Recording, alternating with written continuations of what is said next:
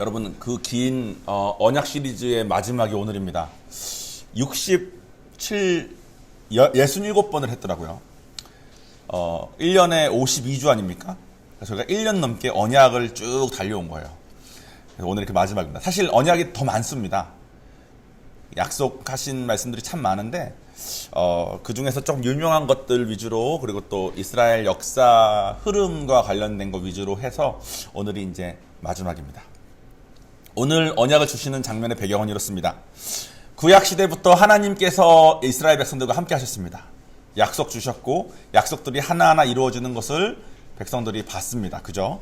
그렇다가 예수님으로 직접 오셨어요. 직접 오셔서 예수님이 직접 많은 약속들을 주셨습니다.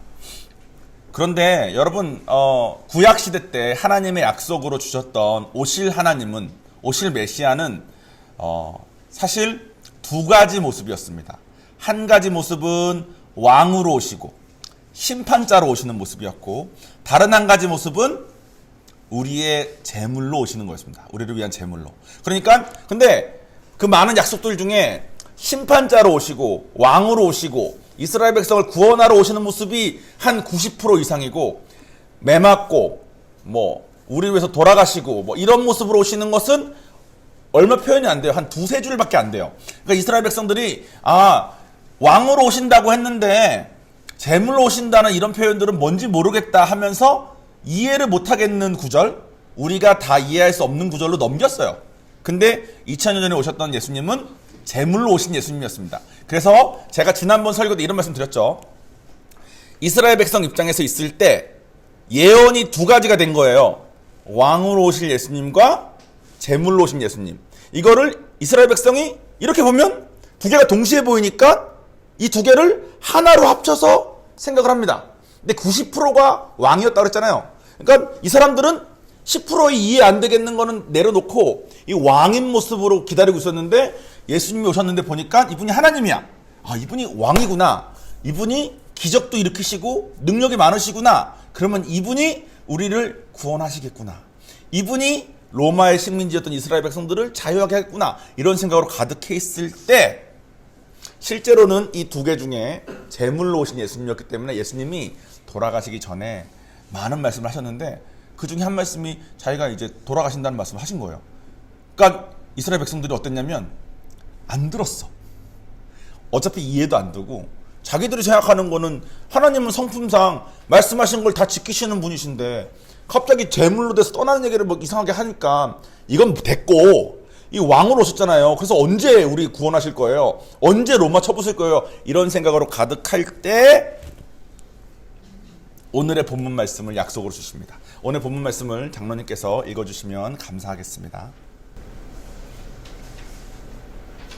지금 내가 나를 보내신 너희에게로 가는데 너희 중에서 나더러 어디로 가는지 묻는 자가 없고, 도리어 내가 이 말을 함으로 너희 마음에 근심이 가득하였도다. 그러나 내가 너희에게 실상을 말하노니 내가 떠나가는 것이 너희에게 유익이라. 내가 떠나가지 아니하면 보혜사가 너희에게로 오시지 아니할 것이요 내가 가면 그를 너희에게로 보내리니. 아멘. 마지막 언약으로 제가 정한 것은 당신이 가셔야 성령이 오신다는 약속을 하신 장면이었습니다. 이 말씀 하신 다음에 당시의 제자들은 무슨 말인지 이해를 못했어요. 그냥 그랬나 보다 했는데, 이렇게 말씀하신 다음에 이틀 안에 예수님은 매 맞고 십자가에 달려서 돌아가셨습니다. 그러니까 제자들이 다 잘 나가던 사람 없었어요. 다 어부 아니면 욕먹던 이런 사람들이었기 때문에 자기들은 어부하다가 아까 우리 찬양한 것처럼 부서진 사람, 연약한 사람 오세요. 하나님께서 도와주실 겁니다. 이런 거 해가지고 메시아다. 이분이 하나님이다. 나를 구해줄 수 있다 해가지고, 난 어부나 하던 사람인데, 나는 남들 욕먹던 일이나 하던 사람인데 나 이제 이렇게 더 안 해도 되는구나. 하나님 따라가면 되나 보다 하면서 희망을 가지고 왔는데, 그리고 하나님인 것처럼 기적도 일으키시고 진짜 같다 했는데 갑자기 이분이 죽어버리신 거예요. 그러니까 이스라엘 백성들이, 그때 제자들이 다 흩어져 버렸대. 흩어져가지고 숨어 있었대요. 마치 사이비 교주를 따르다가 교주가 진짜인 줄 알았는데 교주가 죽고 난 다음에 이거 아니네 하니까 사회에서 얼마나 욕하겠습니까? 그러면 그죠? 그거 아니잖아. 야, 우리가 그 사람 아니라 그랬지. 그거 사입이라 그랬지. 막 이런 말 듣고 막 이런 상황이 되니까 두려워서 도망간 거예요. 그런데 3일 있다가 예수님께서 약속하신 대로 부활하셨습니다. 부활하신 다음에 40일 동안 함께 계셨어요. 40일 동안. 그리고 40일이 지난 다음에 오늘 몇 가지 말씀 같이 봐야 되는데 슬라이드 준비되어 있습니다. 예수님이 이런 분부를 하십니다. 제가 읽어드릴게요. 사도와 함께 모이사 그들에게 분부하여 이르시되 40일 동안 부활하신 상태에서 거의 마지막쯤에 이런 말씀 하셨어요. 예루살렘을 떠나지 말고 내게서 들은 바 아버지께서 약속하신 것을 기다리라. 여기서 말하는 약속하신 것은 우리 오늘 본문 말씀처럼 내가 떠나야지 성령 보혜사가 오신다라고 말한 그거예요. 당시에 제자들은 성령이 뭔지도 보혜사가 뭔지도 이해를 잘 못할 때였어요. 요한은 물로 세례를 베풀었으나 물로 세례를 베푼다는 건 뭐냐면 주님 내가 죄인입니다 라는 마음을 가진 사람을 물로 씻으면서 내가 물로 이 죄를 씻겠습니다 하는 행사를 막 했었어요. 그걸 세례라 그래요.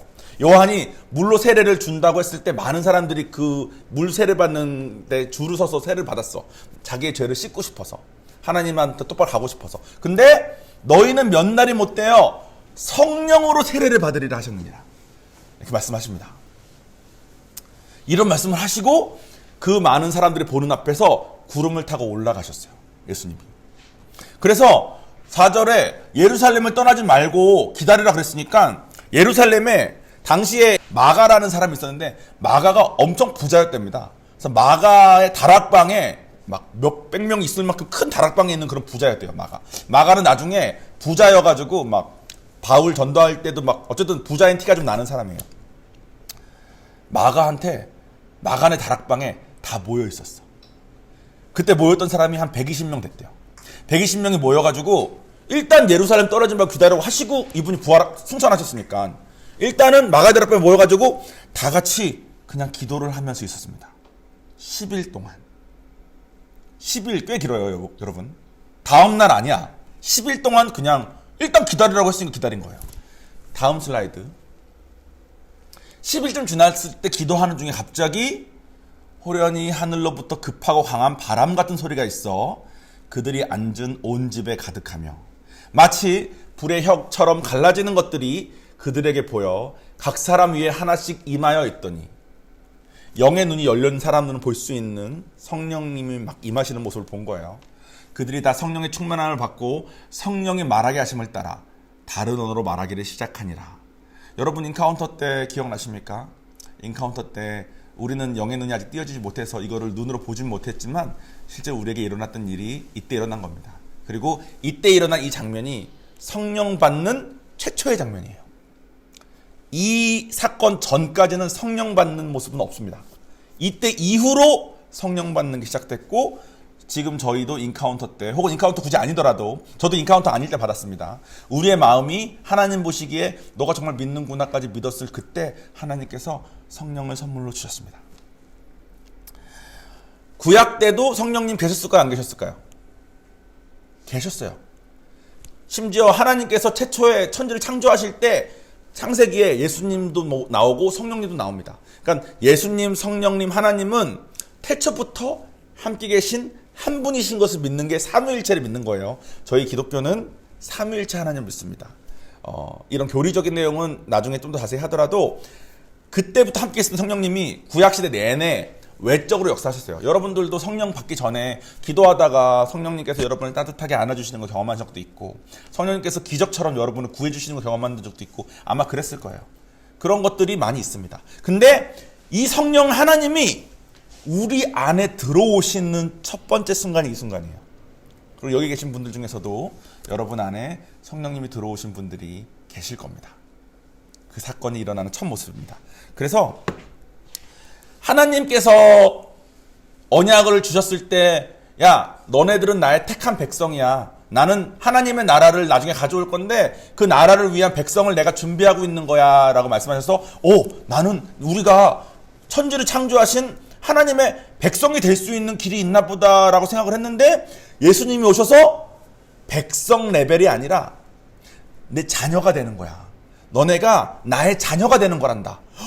그냥 백성이 아니라 자녀가 되는 거였어? 했는데 자녀가 된 뿐만 아니라 아예 우리 안에 들어오신다는 거예요. 우주 밖에서 하나님이 계시고 우주 안에서 우리랑 대화할 수 있는 예수님이 계셨는데 이제는 우리 안에 성령님이 들어오시는 게 이때 처음으로 일어납니다.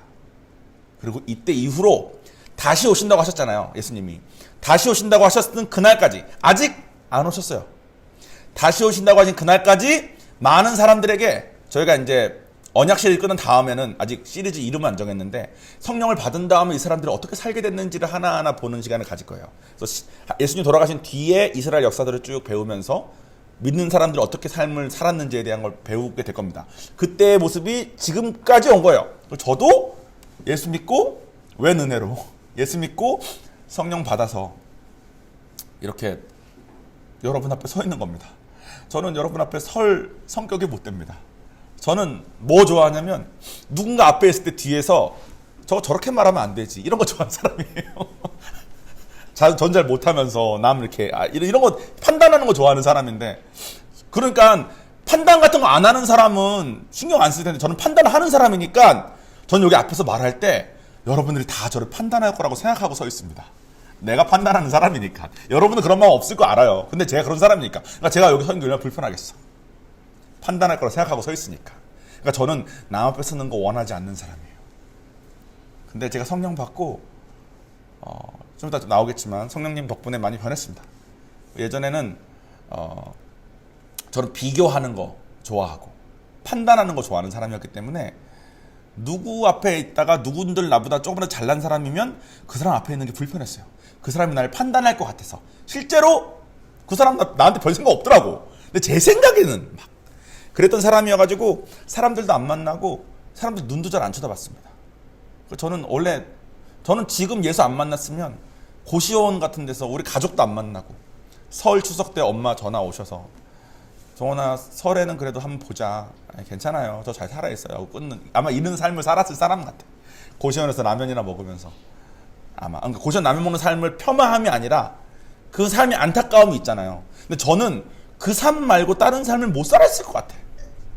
저의 성격상 어딜 가나 다 걸리는 거야. 모든 사람들이. 근데 제가 성령 받고 나서 변했더라고요. 그래서 큰아버지를 제가 전도하는데 큰아버지가 나는 진짜 교회 그런 거 많이 가봤지만 뭐 그런 거 별로 그랬는데 진짜 뭐 있긴 있나 보다. 그래서 왜요 큰아버지니까 너는 내 눈을 못 보던 애야.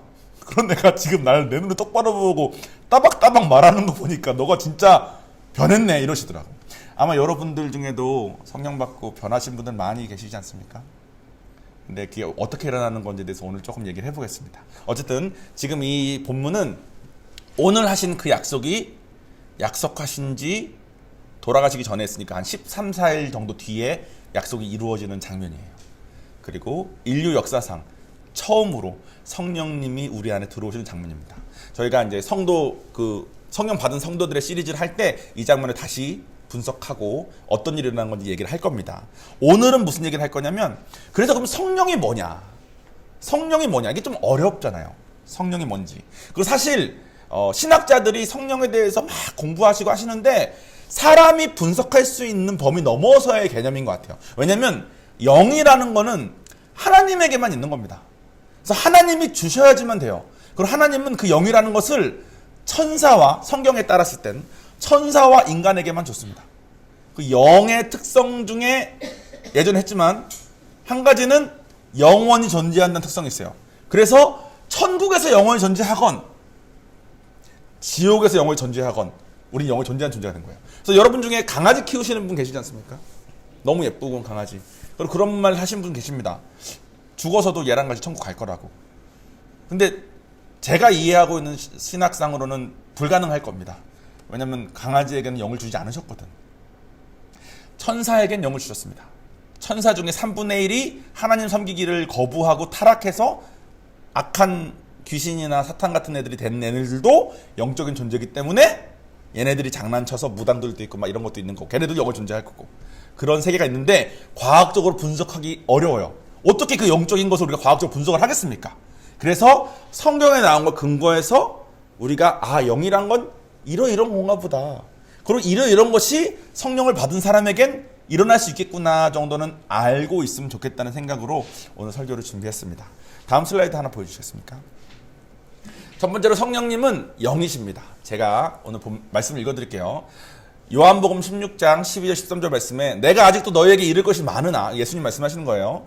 지금은 너희가 감당하지 못하리라. 설명해줘도 니네가 아마 이해 못할 거야, 어려울 거야, 이런 말씀하신 거예요. 그러나 진리의 성령이 오시면 그가 너희를 모든 진리 가운데로 인도하시리니 그가 스스로 말하지 않고 오직 들은 것을 말하며, 스스로 말하지 않고 오직 들은 거, 여기서 말하는 오직 들은 것은 하나님으로부터 들은 거예요.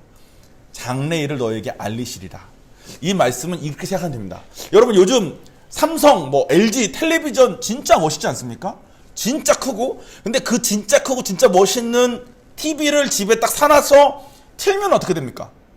그냥 꺼멓게 하면서 뭐 없음 뜨죠? 신호 없음 뜨나요? 이렇게 뜨지 않습니까? 뒤에 케이블 안 꽂으면, 뒤에 안테나 안 꽂으면 아무리 좋은 TV여도 나오지 않아요. 영은 그 안테나, 그 케이블 같은 애입니다. 셋탑박스 케이블을 꽂아야 채널이 나오지 않겠습니까? 좋은 화면도 볼 수 있고. 마치 우리 인간의 몸은 영이 있기 전에는 안테나나 케이블을 꽂기 전이어서 하나님을 인지할 수가 없어요. 근데 영은 약간 안테나 같은 겁니다. 쉽게 얘기하면. 이건 김광신 목사님의 표현이에요. 안테나 같아서 영이 있은 뒤에야 비로소 하나님을 인지할 수 있게 됩니다. 그게 영의 역할이에요. 그래서 아마 성령을 받으신 분들은 이게 뭐지? 내가 기도하는데 하나님이 이런 게 이렇게 막 느껴지시는 것들이 조금 풍성해지고 달라졌을 겁니다. 두 번째는 다음 슬라이드입니다. 성령님은 하시는 주된 일이 예수님을 증거하시는 일이에요. 요한복음 15장 26절에 내 아버지께로부터 너희에게 보낼 보혜사, 곧 아버지께로부터 나오시는 진리의 성령이 오실 때 그가 나를 증언하실 것이요.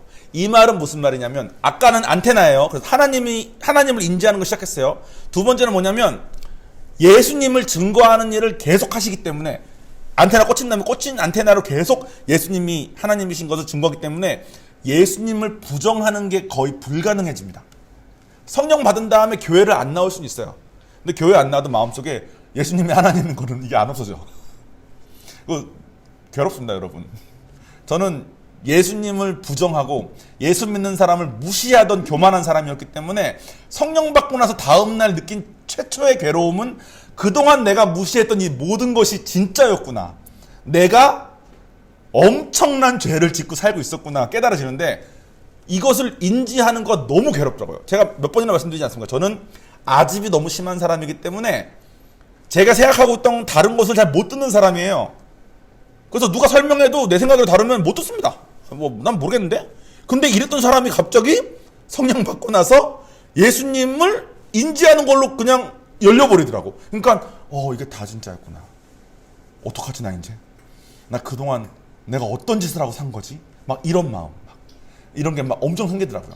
여러분 중에서도 성령 받기 전에도 교회 열심히 다니고 성경 공부 열심히 하고 기도도 열심히 하고 많이 하실 수 있어요. 그것도 신앙생활의 모습입니다. 그런 모습들을 통해서 성령 받는 것까지 가는 거니까. 근데 성령 받기 전과 후에 아마 차이점이 느껴질 수 있습니다. 저희가 요즘 누구 전도하고 할 때 수경자매 요즘 저희랑 자주 만나니까 전도하는 얘기 하다가 이 자매도 하나님 접하기가 참 어렵겠다 그러면은 수경자매가 공감을 참 잘해줍니다.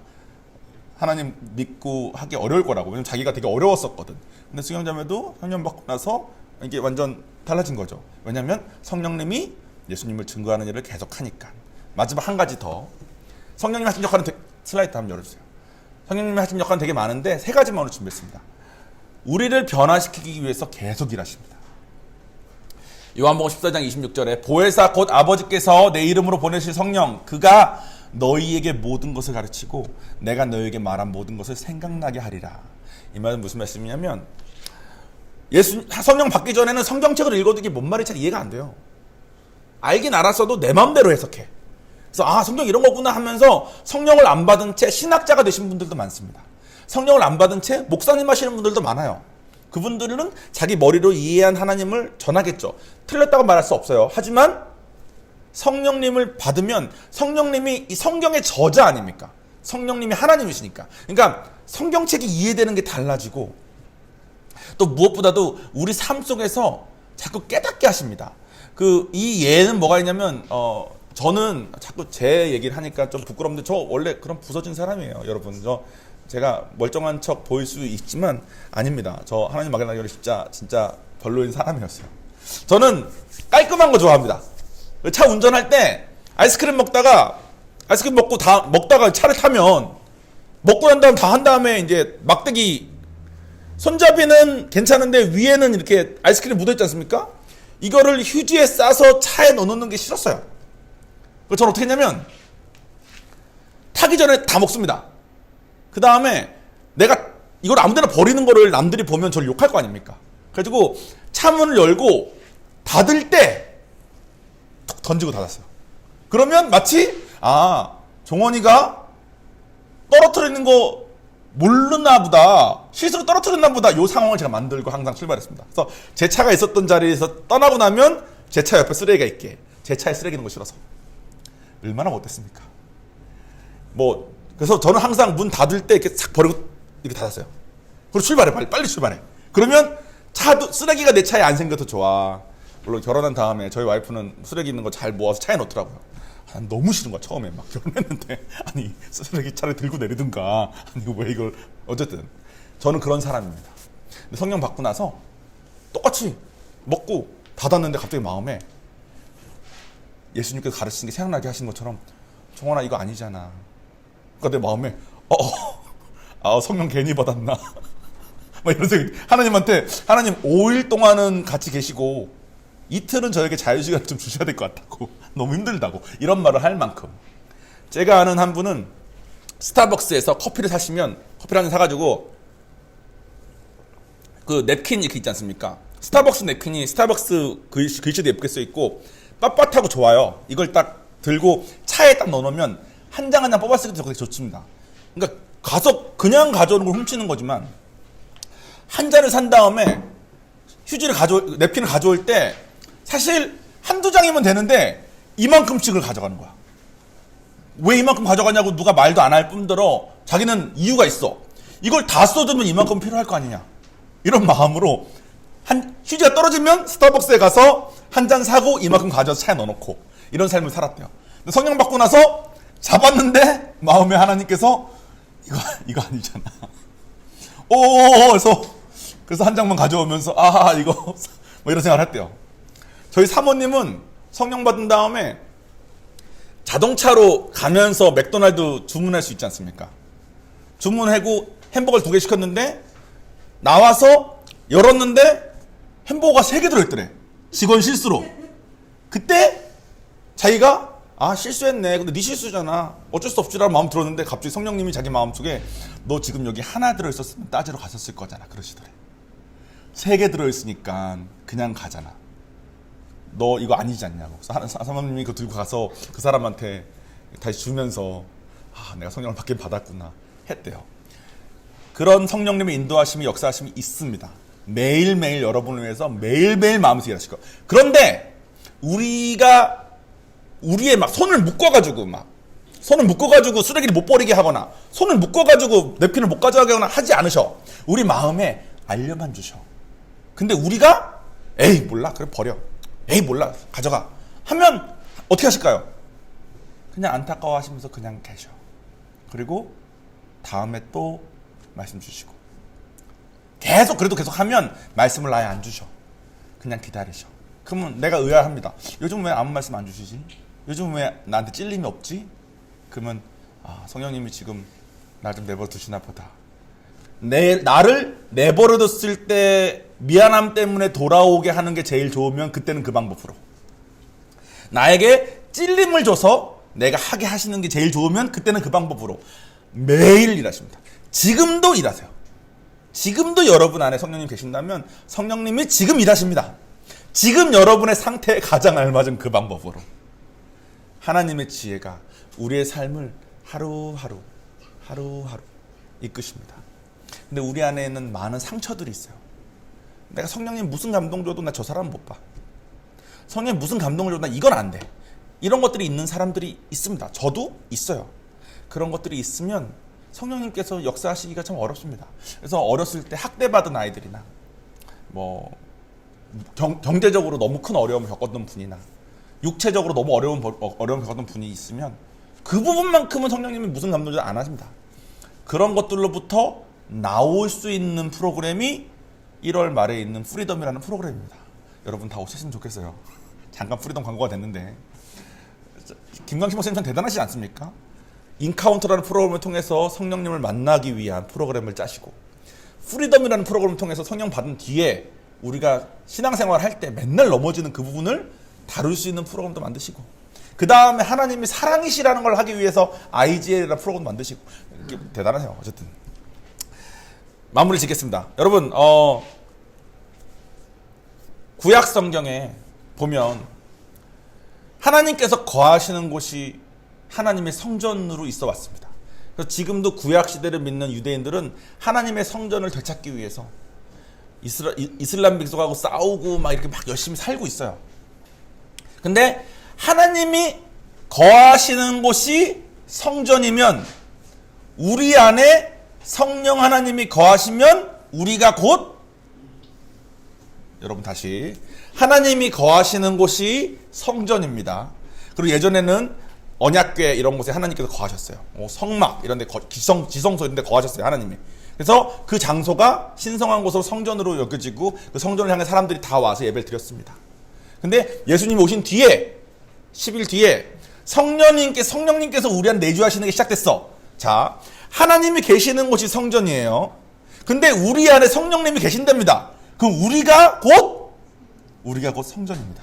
우리가 성전인 삶을 살게 된 거예요. 그래서 담배 피지 말라는 말이 있는 겁니다. 성전이 훼손되니까. 담배 피는 사람, 저는 담배 피지 않습니다. 근데 저는 담배 피는 사람에게 뭐라고 할 자격이 전혀 없어요. 왜냐하면 담배를 피서 몸을 훼손하는 거나 저처럼 막 먹고 운동 안 해서 살찌는 거나 똑같아. 성전을 훼손하니까. 우리 몸이 성전입니다. 성전인 사람들이 모여서 있는 것이 교회입니다. 교회 십자가가 있는 건물이 교회가 아니고 예수 믿는 사람들끼리 모여 있는 것이 교회입니다. 지금 이 자리가 교회예요. 우리가 예수 믿는 자들이 같이 모였으니까. 수경이가 저희 집에 놀러 옵니다. 수정이가 놀러 옵니다. 그날 저희 집이 교회입니다. 믿는 둘이가 같이 저희 집에 삽니다. 저희 집이 교회입니다. 제 몸이 성전이고 저와 제 아내가 꾸린 저의 가정이 교회입니다. 그 말은 뭐였어요? 제 삶의 주인이 제가 아니란 뜻이에요. 저는 주인이 바뀌었다는 게 아니라 하나님의 사랑에 묶인 자가 된 겁니다. 하나님의 전적인 희생에 나를 구하시겠다는 그 이유 하나만으로 당신의 모든 것을 희생하셔서 이거를 믿기만 하면 하나님이 인정할 만큼 믿기만 하면 하나님이신 성령님이 직접 안에 들어오셔서 같이 거하시면서 절대 떠나지 않겠다라는 이 엄청난 일이 이루어진 사랑에 묶인 자가 된 거예요. 내 안에 성령님이 어떻게 거하게 됐는지를 지금까지 다 배운 것처럼 이 엄청난 희생이구나. 왕으로 오셨어야 되는 분이 성령 하나님은 우리 안에 거하기 위해서 우리를 변화시키시고 우리가 행복해지게 하기 위해서 우리 안에 들어올 수 있는 통로로 예수님이 오셨어야 됐던 거예요. 예수님이 날 위해 죽었다는 걸 믿지 않으면 내가 내 죄 때문에 죽었어야 되는데 그분이 내 죄 때문에 대신 죽었다는 걸 믿지 않으면 성령님이 못 들어와. 그래서 예수님이 말씀하신 거예요. 오늘 제목처럼 내가 떠나는 게 오히려 너네한테 유익이란다. 내가 있을 때는 내가 이스라엘에 33년 계셨거든요. 그 짧은 시간 동안 저희는 시대가 다르잖아요. 그 시대가 아니면 대화를 못해. 그 지역이 아니면 대화를 못해. 근데 이제는 성령님이 세상 어디에 있건 믿는 자에겐 누구나 들어갈 수 있고 성령 받은 자가 성전이 되어서 세상 어디를 가서 말씀을 전파하건 성령님이 더 많은 사람에 전파될 수 있게 퍼질 수 있는 길이 열린 거니 예수님이 계시는 것보다 그분이 떠나는 것이 오히려 우리한테 유익이라는 거예요. 그 길이 우리에게 열린 겁니다. 그것을 올바로 진정으로 깨닫고 그게 무슬림이 깨달은 사람들이 어떤 변화를 받고 어떤 마음으로 살게 됐는지를 하나하나 겉에서 그냥 보면 바울 이렇게 보면 막 멋있는 것만 나와요. 난 저렇게 못 살아. 어떻게 성교하면 살아 이런 생각 들 텐데 바울의 인간적인 몸, 바울도 부서졌으니까 예수님 필요했던 거 아닙니까? 그런 거 하나하나, 베드로의 부서졌던 모습 하나하나 보면서 아, 이 사람들 나랑 다르지 않구나. 다 똑같은데 성령 받고 성령님이 자기 안에 역사하시는 거 순종하고 선택하고 조금씩 변화도 살았구나. 이런 거 우리 하나하나 보면서 2023년을 맞이하면 좋을 것 같아요. 기도하겠습니다.